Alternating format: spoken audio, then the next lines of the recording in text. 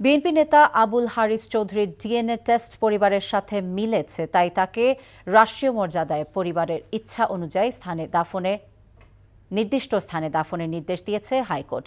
বুধবার বিচারপতি ফাহমিদা কাদের এবং বিচারপতি মুবিনা আসাফের দ্বৈত বেঞ্চ আজ এই আদেশ দেন। বিএনপি নেতা আবুল হারিস চৌধুরীর পরিচয় নির্ধারণে কবর থেকে তার দেহাবশেষ তুলে ডিএনএ টেস্ট করা হয়। পরে ডিএনএ টেস্টের ফলাফল তার পরিবারের সঙ্গে মিলেছে বলে আদালতে প্রতিবেদন জমা দেওয়া হয়, যে জন্য আদালত পরিবারের পছন্দমতো কবরস্থানে রাষ্ট্রীয় মর্যাদায় মুক্তিযোদ্ধা হিসেবে হারিস চৌধুরীর মরদেহ দাফন করতে নির্দেশ দেয়।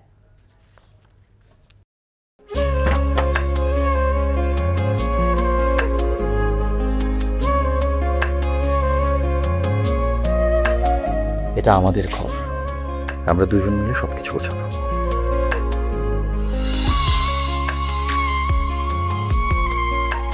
বাহ, এই ঘরটা এতদিন মরে আসছিল, নতুন বউয়ের হাত পরে একটা চক চক চক চক করতেছে। যদি কখনো কোনো ঝড়ে সেসব এলোমেলো করে দেয় তাহলে? আরে তুমি আসছো, তোমার বউয়ের হাতে রান্না খুবই চমৎকার। এলাকাটা ভালো না, একটু সবকিছু চোখে চোখে রাখেন। আমার খাওয়ানিও তোমার কোনো চিন্তা করতে হবে না। এই যে চুড়ি দিয়েছে, শাড়ি দিয়েছে না জিলু, তার কাছে চল চল চল, শোনো শোনো। পৃথিবীতে মানুষের সম্পর্কের বড় সমস্যা কি জানো? ভুল বোঝাবুঝি।